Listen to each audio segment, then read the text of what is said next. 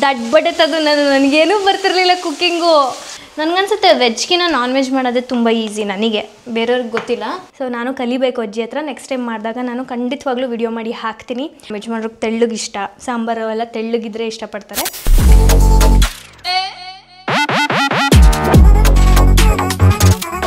Hi, welcome back to my YouTube channel, Madhu Gowda YouTube channel. So ಇವತ್ತು ಏನಂತಂದರೆ cooking video ಆಗಿರುತ್ತೆ ಇದೊಂದು. ಸಾಕಷ್ಟು ಜನ ನನಗೆ ನನ್ನ ಹಳೇ ಕುಕ್ಕಿಂಗ್ ವ್ಲಾಗ್ ಎಲ್ಲ ಮಿಸ್ ಮಾಡ್ಕೊಳ್ತಾ ಇದ್ದೀವಿ, ಕುಕ್ಕಿಂಗ್ ವ್ಲಾಗ್ ಮಾಡಿ ಅಂತ ಕೇಳ್ತಾ ಇದ್ದೀರಾ. ಈಗ ಇಲ್ಲೊಂದು ಮಾಡ್ತಾಯಿದ್ದೀನಿ ಕುಕ್ಕಿಂಗ್ ವ್ಲಾಗ್. ಸ್ವಲ್ಪ ದಿನದಿಂದ ಸ್ವಲ್ಪ ಮಾಡೋಕ್ಕೆ ಆಗ್ತಿರಲಿಲ್ಲ, ಬಟ್ ಇವಾಗ ಕಾನ್ಸ್ಟೆಂಟ್ಲಿ ನಾನು ಮಾಡೋಣ ಇಲ್ಲೊಂದು ಕುಕ್ಕಿಂಗ್ ವ್ಲಾಗ್ ಅಂತ ಡಿಸೈಡ್ ಮಾಡಿದ್ದೀನಿ. ಆ್ಯಂಡ್ ಸಾಕಷ್ಟು ಜನಕ್ಕೆ ನನ್ನ ವೇ ಆಫ್ ಕುಕ್ಕಿಂಗ್ ತುಂಬಾ ಇಷ್ಟಪಡ್ತೀರಾ.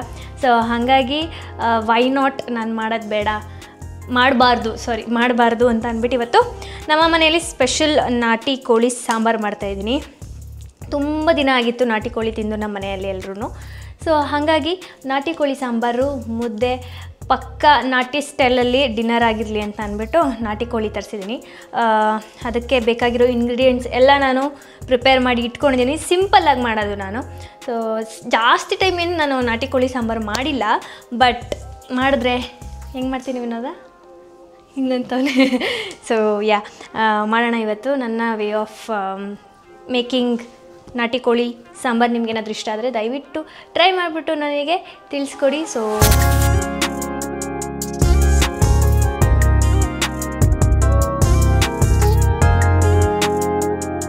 ಫಸ್ಟ್ ನಾನು ಕಾಯಿ ತೊಗೊಂಡ್ಬಿಟ್ಟಿದ್ದೀನಿ. ಮೈನ್ ಇಂಗ್ರೀಡಿಯೆಂಟ್ ಏನಪ್ಪ ಅಂತಂದರೆ ಕಾಯಿ, ಶುಂಠಿ, ಬೆಳ್ಳುಳ್ಳಿ ಮತ್ತು ಗಸಗಸೆ ಇಂಪಾರ್ಟೆಂಟ್ ಅಂತ ಅಂದರೆ ಈ ಒಂದು ನಾಟಿ ಕೋಳಿ ಸಾಂಬಾರಿಗೆ. ಬೇರೆ ಫ್ಯಾನ್ಸಿ ಪದಾರ್ಥ ಎಲ್ಲ ಏನು ಜಾಸ್ತಿ ಯೂಸ್ ಮಾಡಲ್ಲ. ಅದು ಚಕ್ಕೆ ಲವಂಗನೂ ಜಾಸ್ತಿ ಯೂಸ್ ಮಾಡಲ್ಲ. ಒಬ್ಬೊಬ್ಬರು ಯೂಸ್ ಮಾಡ್ತಾರೆ, ಒಬ್ಬೊಬ್ಬರು ಯೂಸ್ ಮಾಡಲ್ಲ.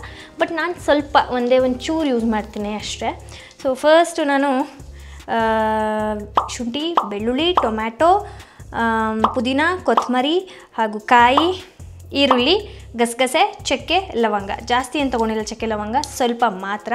ಸೊ ಇದಾಗಿದ್ದ ನಂತರ ಮೇಯ್ನ್ ಇಂಗ್ರೀಡಿಯೆಂಟ್ ನಾಟಿ ಕೋಳಿ. ಆ್ಯಂಡ್ ಅದಕ್ಕೆ ಅರ್ಶಿನದ ಪುಡಿ ಹಾಗೂ ನಾವು ಮಾಡಿರೋ ಅಂಥ ನಾನ್ ವೆಜ್ ಸಾಂಬಾರುಗಳಿಗೆ ಏನು ಬಳಸ್ತೀವಿ ಅಂದರೆ ಸಾಂಬಾರು ಪುಡಿ, ಮಟನ್ ಸಾಂಬಾರು ಪುಡಿ ಅಂತೀವಿ ಅದನ್ನು. ಸೊ ಆ ಪುಡಿ ಇದು ನಿಮ್ಮ ಮನೇಲಿ ಇಲ್ಲ ಅಂತಂದರೆ ನೀವು ಅಂಗಡಿಲಿ ಸಿಗೋ ಅಂಥ ಧನಿಯಾ ಪುಡಿನ ಯೂಸ್ ಮಾಡ್ಕೊಳ್ಬೋದು. ನೀವು ಜಸ್ಟ್ ಧನಿಯಾ ಪುಡಿ ಹಾಕಿದ್ರೂ ಚೆನ್ನಾಗಾಗತ್ತೆ ಸಾಂಬಾರು. ಬಟ್ ಇದರಲ್ಲಿ ಎಲ್ಲ ಥರದ ಪದಾರ್ಥಗಳು ಹಾಕಿ ನಾವು ಪುಡಿ ಮಾಡಿಸ್ತೀವಿ. ಸೊ ಒಬ್ಬೊಬ್ಬರು ಮಾಡಿಸ್ತಾರೆ, ಒಬ್ಬೊಬ್ಬರು ಮನೇಲಿ ಮಾಡಿಸಲ್ಲ. ಸೊ ಇದ್ರದ್ದು ಇಂಗ್ರೀಡಿಯೆಂಟು ತುಂಬ ಜನ ಕೇಳ್ತಾ ಇದ್ದೀರಾ. ಸೊ ಅದನ್ನು ಕೂಡ ನಾನು ಅಜ್ಜಿ ಮಾಡುವಾಗ ಖಂಡಿತವಾಗ್ಲೂ ಅಜ್ಜಿ ಮಾಡೋದದು ನಂಗೆ ಬರಲ್ಲ. ಸೊ ನಾನು ಕಲಿಬೇಕು ಅಜ್ಜಿ ಹತ್ರ. ನೆಕ್ಸ್ಟ್ ಟೈಮ್ ಮಾಡಿದಾಗ ನಾನು ಖಂಡಿತವಾಗ್ಲೂ ವಿಡಿಯೋ ಮಾಡಿ ಹಾಕ್ತೀನಿ. ಆ್ಯಂಡ್ ಇನ್ನೊಂದೇನಪ್ಪ ಅಂತ ಅಂದರೆ ಈ ಸಾಂಬಾರು ಪುಡಿ ಆಗಲಿ ಇಲ್ಲ ಬೇಳೆ ಸಾಂಬಾರು ಪುಡಿ ಆಗಲಿ ಅದೆಲ್ಲ ನಾವು ಮದುವೆ ಮನೆಗಳಲ್ಲಿ ಅಂದರೆ ಒಬ್ಬೊಬ್ಬರು ಫಾಲೋ ಮಾಡ್ತಾರೆ ಈ ಪದ್ಧತಿನ, ಒಬ್ಬೊಬ್ಬರು ಫಾಲೋ ಮಾಡಲ್ಲ. ಫಸ್ಟು ಗ್ಯಾಸ್ ಹಚ್ಬಿಡೋಣ. ಏನಂತ ಅಂದರೆ ನಮ್ಮದು ಮದುವೆಗೂ ಮುಂಚೆ ಮಾಡಿಸಿದ್ದಿದ್ದು ಆಯಿತಾ. ಮದುವೆ ಮಾಡೋ ಮನೆಯಲ್ಲಿ ಮದುವೆ ಆಗಿ 1 ವರ್ಷದವರೆಗೂ ಸಾಂಬಾರು ಪುಡಿ ಆಗಲಿ ಮಟನ್ ಸಾಂಬಾರು ಪುಡಿ ಆಗಲಿ ಮಾಡೋ ಹಾಗಿಲ್ಲ. ಸೊ 1 ವರ್ಷದವರೆಗೂ ಎಷ್ಟು ಬೇಕಾಗುತ್ತೆ ಅಷ್ಟು ಅಜ್ಜಿ ಮಾಡಿಟ್ಬಿಟ್ಟಿದ್ರು. ಆಲ್ಮೋಸ್ಟ್ ಖಾಲಿ ಆಗ್ತಾಯಿದೆ. ನಮ್ಮ ಮದುವೆ ಆಗೂ 1 ವರ್ಷ ಮುಗೀತು. ಸೊ ಇವಾಗ ನಾವು ಸಾಂಬಾರು ಪುಡಿ ಮಾಡ್ಬೋದು. ಸೊ ಕೆಲವೊಬ್ಬರು ಇದನ್ನು ಫಾಲೋ ಮಾಡ್ತಾರೆ, ಕೆಲವೊಬ್ಬರು ಫಾಲೋ ಮಾಡಲ್ಲ. ಸೊ ಇವತ್ತು ನಾವು ಕುಕ್ಕರನ್ನು ತೊಗೊಂಡಿದ್ದೀವಿ. ಸೊ ಇದೇ ಒಂದು ಕುಕ್ಕರಲ್ಲಿ ನಾವು ನಾಟಿ ಕೋಳಿ ಸಾಂಬಾರು ಮಾಡ್ತಾಯಿರೋದು. ಇವಾಗ ಟೈಮು ಬಿಗ್ ಬಾಸ್ ಎಷ್ಟಾಗಿದೆ, ಮೇ ಬಿ ಅರೌಂಡ್ 9 ಆಗಿರ್ಬೋದು. ನಮ್ಮ ಮನೇಲೆಲ್ಲ ಊಟ ಸ್ವಲ್ಪ ಲೇಟೇ. ಆ್ಯಂಡ್ ಇವತ್ತು ನಾನು ಅಂದ್ಕೊಂಡಿದ್ದೀನಿ ಸ್ವಲ್ಪ ತೆಳ್ಳಗೆ ಮಾಡೋಣ ಅಂತ. ನಮ್ಮ ಯಜಮಾನ್ರಿಗೆ ತೆಳ್ಳಗಿಷ್ಟ, ಸಾಂಬಾರು ಎಲ್ಲ ತೆಳ್ಳಗಿದ್ರೆ ಇಷ್ಟಪಡ್ತಾರೆ. ಸೊ ಹಾಗಾಗಿ ಎಲ್ಲರೂ ಇಷ್ಟಪಡ್ತಾರೆ ತೆಳ್ಳಗಿದ್ರೆ. ಆ್ಯಂಡ್ ನಾಟಿ ಕೋಳಿ ಸಾರು ಸ್ವಲ್ಪ ತೆಳ್ಳಗಿದ್ರೇ ಚೆಂದ. ಹಾಗಾಗಿ ಅಷ್ಟು ಗಟ್ಟಿನೂ ಬೇಡ, ಇಷ್ಟು ತೆಳ್ಳನೂ ಬೇಡ, ಆ ಒಂದು ಕನ್ಸಿಸ್ಟೆನ್ಸಿಲಿ ಮಾಡೋಣ ಅಂತ. ಇವಾಗ ಸೈಮಲ್ಟೇನಿಯಸ್ಲಿ ಮಾಡ್ಕೊಂಬಿಡೋಣ. ಫಸ್ಟ್ ಒಗ್ಗರಣೆಗೆ ಏನು ಹಾಕೋಬೇಕು ಅಂದರೆ ಈರುಳ್ಳಿ ಹಾಕೊಂಬಿಡೋಣ ಒಂದು ಸೈಡು ಕುಕ್ಕರಿಗೆ. ಓಕೆನಾ. ಈರುಳ್ಳಿ ಹಾಕೊಂಡ್ಬಿಟ್ಟು ಅದು ಬ್ರೌನ್ ಆಗೋವರೆಗೂ ಕಾಯೋಣ.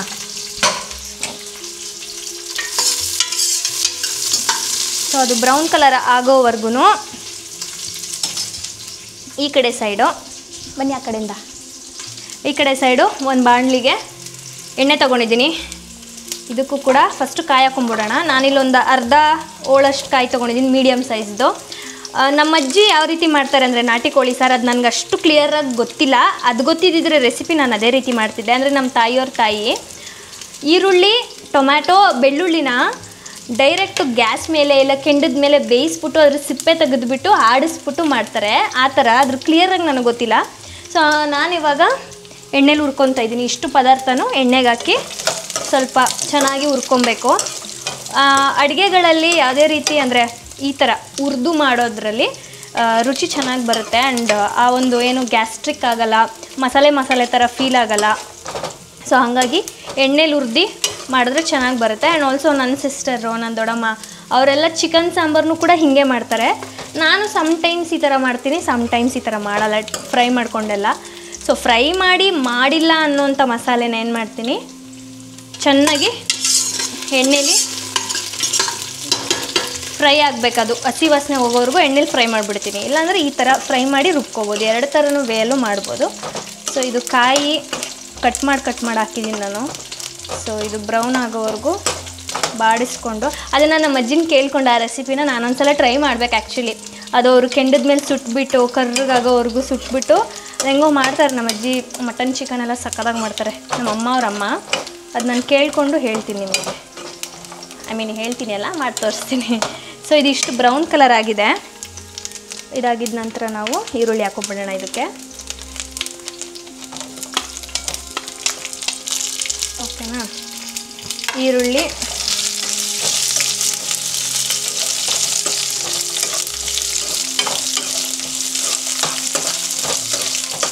ಆಗಿದ ನಂತರ ಗಸಗಸೆ, ಶುಂಠಿ, ಬೆಳ್ಳುಳ್ಳಿ ಎಲ್ಲ ಹಾಕೊಂಡ್ಬಿಡ್ತೀನಿ. ಇದನ್ನು ಏನು ಪುದೀನ ಮತ್ತು ಕೊತ್ತಂಬರಿನ ಬಾಡಿಸಲೇಬೇಕು ಅನ್ನೋದೇನಿಲ್ಲ, ಹಾಗೇನೋ ಹಾಕ್ಬೋದು. ಸೊ ಇದೆಲ್ಲ ಹಾಕ್ತಾ ಇರಲಿ. ಸೊ ಇದಕ್ಕಿವಾಗ ನಾವು ಚಿಕನ್ ಹಾಕೋಣ.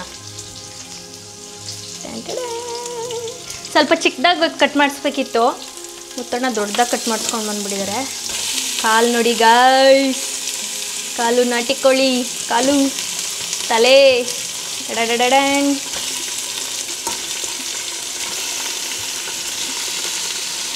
ನೋಡ್ತಾ ಇದ್ರೆ ಬಾಯಲ್ಲಿ ನೀರು ಬರ್ತಾ ಇದೆಯಾ? ನನಗೂ ಬರ್ತಾ ಇದೆ.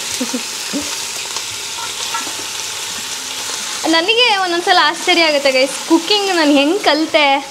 ನನಗೇನೂ ಬರ್ತಿರ್ಲಿಲ್ಲ, ದಡ್ಬಡೆ ತೆಗೆದು ನನಗೇನೂ ಬರ್ತಿರ್ಲಿಲ್ಲ ಕುಕ್ಕಿಂಗು.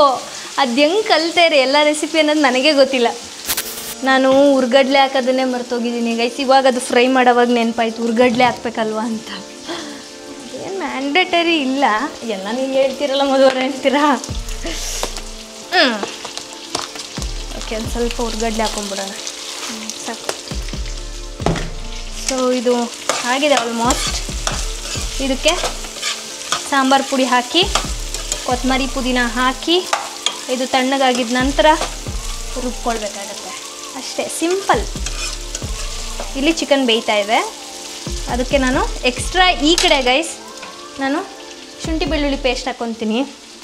ಇದಕ್ಕೆ ಏನಕ್ಕೆ, ಚಿಕನಿಗೆ ಸ್ವಲ್ಪ ಶುಂಠಿ ಬೆಳ್ಳುಳ್ಳಿ ಪೇಸ್ಟು. ಇದು ನಾವೇ ಮನೇಲಿ ಮಾಡಿರೋದಿದು ಶುಂಠಿ ಬೆಳ್ಳುಳ್ಳಿ ಪೇಸ್ಟ್. ಅಯ್ಯಯ್ಯೋ, ಶುಂಠಿ ಬೆಳ್ಳುಳ್ಳಿ ಪೇಸ್ಟ್ ಇದು ನಾನೇ ಮನೇಲಿ ಮಾಡಿರೋದು ಬೆಳಗ್ಗೆ. ಸೊ ಅದಕ್ಕೆ ಉಪ್ಪು, ಚಿಕನ್ ಬೇಯಬೇಕಲ್ವಾ ಹಾಗಾಗಿ.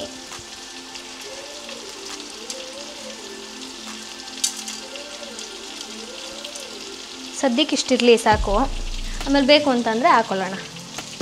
ಆಮೇಲೆ ಚಿಕನ್ ಉಪ್ಪು ಆಗಿಬಿಡುತ್ತೆ. ಅದನ್ನು ಚೆನ್ನಾಗಿ ತಿರುಗಿಸೋಣ.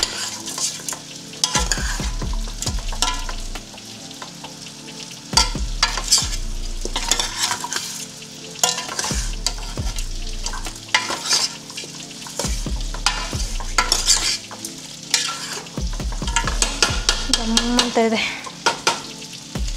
ಇದು, ಸಾಕನ್ಸುತ್ತೆ, ಆಫ್ ಮಾಡಿಬಿಡೋಣ.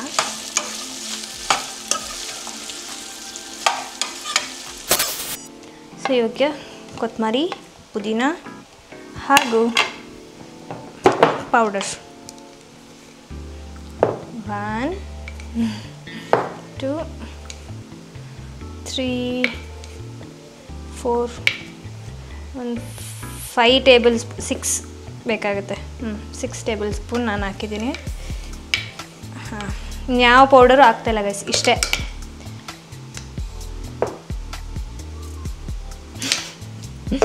ಓಕೆ, ಇದಕ್ಕಿವಾಗ ಚಿಕನಿಗೆ ಸ್ವಲ್ಪ ಅರಿಶಿನದ ಪುಡಿ ಹಾಕ್ಬಿಡೋಣ. ಚಿಕನ್ ಬೇಯ್ತಾ ಇದೆ ಈ ಕಡೆ.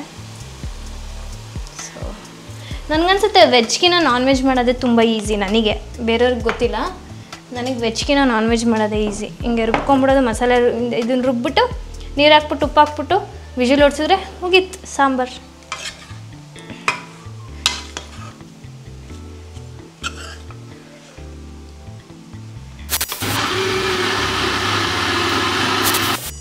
ಓಕೆ, ಸಾಂಬಾರು ಆಡಿಸಿ ಅದಾಗಿದ್ದ ನಂತರ ಕರೆಂಟ್ ಹೋಗ್ಬಿಟ್ಟಿತ್ತು ಗೈಸ್. ಹಂಗಾಗಿ ನಾನು ಮಸಾಲೆ ಆಡಿಸೋದನ್ನ ನಾನು ವಿಡಿಯೋ ಮಾಡೋಕ್ಕಾಗಲಿಲ್ಲ. ಅದು ಸ್ವಲ್ಪ ನೀರು ಹಾಕೊಂಡು ನುಣ್ಣಗೆ ಆಡಿಸ್ಬೇಕಾಗತ್ತೆ. ಇಷ್ಟು ಕನ್ಸಿಸ್ಟೆನ್ಸಿಲಿ ನಾನು ಸಾಂಬಾರು ಮಾಡಿದ್ದೀನಿ. ಆ್ಯಂಡ್ ಇದು ಕುದಿ ಬಂದಿದ ತಕ್ಷಣ ಯಾವತ್ತೂ ನಾನು ಕುಕ್ಕರು ಒಂದು ಕುದಿ ಅಂದರೆ ಏನೇ ಒಂದು ಮಾಡಲಿ, ಪಲಾವ್ ಮಾಡಲಿ, ಬಿರಿಯಾನಿ ಮಾಡಲಿ, ಸಾಂಬಾರು ಮಾಡಲಿ, ಅದು ಕುದಿ ಬರೋವರೆಗೂ ಲಿಡ್ ಕ್ಲೋಸ್ ಮಾಡೋಕ್ಕೆ ಹೋಗಲ್ಲ ನಾನು. ಸೊ ಅದು ಕುದಿ ಬಂದಮೇಲೆ ಸ್ವಲ್ಪ ಉಪ್ಪು ಏನಾದರೂ ಬೇಕು ಅಂದರೆ ಹಾಕಿಬಿಟ್ಟು ಲಿಡ್ ಕ್ಲೋಸ್ ಮಾಡಿ 2 ವಿಜಿಲ್ ಓಡಿಸ್ಕೊಂಡು ಆಮೇಲೆ ಬರ್ತೀನಿ ಗೈಸ್. ನಾನು ಮುದ್ದೆ ಮಾಡೋಕ್ಕಾಗಿಲ್ಲ, ಹಂಗಾಗಿ ಅನ್ನನೇ ತಿಂತಾಯಿದ್ದಾರೆ. ಎಲ್ಲ ಅವ್ರ ರಿವ್ಯೂಸ್ ಕೇಳೋಣ. ಆಯಿತು ಗೈಸ್, ನಾನು ಬಿರಿಯಾನಿ ಅಂದ್ಕೊಂಡೆ, ಮಧ್ಯಾಹ್ನ ಮಾಡಿದ್ದೆ ಬಿರಿಯಾನಿ. ಮುತ್ತು ನಮ್ಮ ಮುತ್ತಣ್ಣಂಗೆ ಮಂಗಳಮ್ಮಂಗೆ ಸೇರಿ 1 ಕುಕ್ಕರ್ ಸಾಂಬಾರು ಬೇಕು. ಅವರಿಬ್ರಿಗೆ 1 ಕುಕ್ಕರ್ ಬೇಕು ಗೈಸ್, ಅಷ್ಟು ಸಾಂಬಾರು ತಿಂತಾರೆ. ಇವಾಗ ನೋಡಿ ಯಾರೇ ಸಾಂಬಾರು ಹಾಕೊಳ್ಳೋಕೆ ಹೋಗಿರೋದು ಬಣ್ಣ. ಅಷ್ಟೇ, ಚೆನ್ನಾಗಿದೆ. ನೀವು ನಿಮ್ಮ ಮನೇಲಿ ಮಾಡ್ಕೊಂಡು ತಿನ್ಕೊಳ್ಳಿ. ಇಷ್ಟ ಆಗಿದ್ರೆ ಲೈಕ್ ಮಾಡಿ, ಶೇರ್ ಮಾಡಿ, ಕಮೆಂಟ್ ಮಾಡಿ. ಹಾಗೆ subscribe to Madan Madhu Gowda YouTube channel. ನಾವು Nikhil Nisha blogs. Take care. Next ವಿಡಿಯೋದಲ್ಲಿ ಸಿಗ್ತೀವಿ. ಬೇಗ ಬಾಯ್.